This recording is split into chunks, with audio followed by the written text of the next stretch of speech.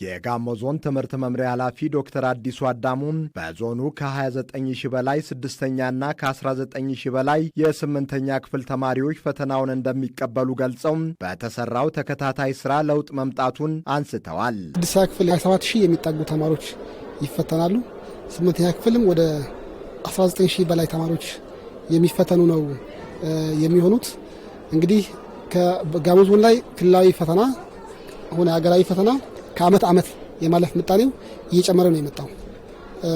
በፊት 55% የነበረው የስድስተኛ ክፍል የማለፍ ምጣኔ ወደ 63% ከፍ ብሏል። 8ኛ ክፍልም ወደ 71% ከፍ ብሏል። መምሪያው የዘንድሮውን ክልላዊ ፈተና ለመስጠት የሚያስችል በቂ የዝግጅት ስራዎችን በመስራቱም የመጠነ ማለፍ ምጣኔ እንደሚጨምር ኃላፊው እምነታቸውን ገልጸዋል። በዚህ ዓመት የተሻለ ውጤት እንጠብቃለን። በደንብ ደግፈናቸዋል፣ በደንብ አስተምረናል፣ መምህራንም አሰልጥነናል፣ ተማሪዎችንም ሞዴል ፈተናዎችንም አስፈትናቸዋል። ስፔሻል ክላስ ማካካሻ በደንብ ስለሰጠናቸው የተሻለ ውጤት እንጠብቃለን።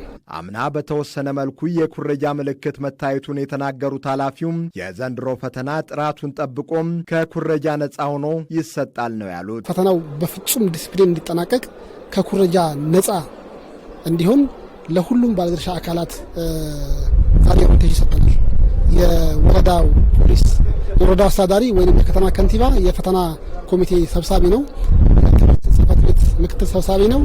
ሌሎች ፖሊስ አለ፣ ፋይናንስ አለ፣ ሌሎችም ተወያዮች ስላሉ ሁሉም ተባብሮ ይህንን ፈተና በፍጹም ስነ ምግባር ከኩረጃ ነፃ በሆነ መንገድ ይጠናቀቃል ብለን ተስፋ እናደርጋለን። የመምሪያው የፈተና ዝግጅትና አስተዳደር ቡድን መሪም አቶ በርገኔ ባናሻም የ2017 በጀት ዓመት ፈተና አፈጻጸምና የ2018 ዓ.ም ፈተና አሰጣጥ ኦሪየንቴሽን ሰነዶችን አብራርተው አቅርበዋል። ከተሳታፊዎች መካከል የገረሴ ዙሪያ ወረዳ ትምህርት ጽሕፈት ቤት የፈተና ክፍል ኃላፊ አቶ ብርሃኑ ታረቀኝ በ2017 በጀት ዓመት በስድስተኛና 8ኛ ክፍሎች የተሻለ ውጤት ማስመዝገብ መቻሉን ተናግረው ከፈተና ኩረጃ ጋር የተያያዙ ሙከራዎችንና ስህተቶችን ለማረም እየተሰራ እንደሚገኝ ገልጸዋል። 2017 ላይ የነበረው አፈጻጸም እንደ ገረሴ ዙሪያ ወረዳ በጣም የሚያስመሰግን ነው። ጥሩ ተማሪዎቹ አልፈዋል።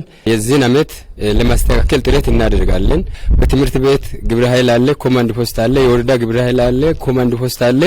በየአራቱ ሰዓት በቀን 4 ጊዜ ነገሩን እየገመገምን ኩረጃውን ለማጥፋት ጥረት እናደርጋለን። የሰላም እሴት ግንባታ ስራዎች በስፋት እየተሰሩ መሆናቸውንና የፈተና ደህንነት ተጠብቆ በሰላማዊ መንገድ እንዲሰጥ ትኩረት መሰጠቱን የተናገሩት ደግሞ የጋሞ ዞን ሰላምና ጸጥታ መምሪያ ኃላፊ አቶ ዳበሮ ዳልጮ ናቸው።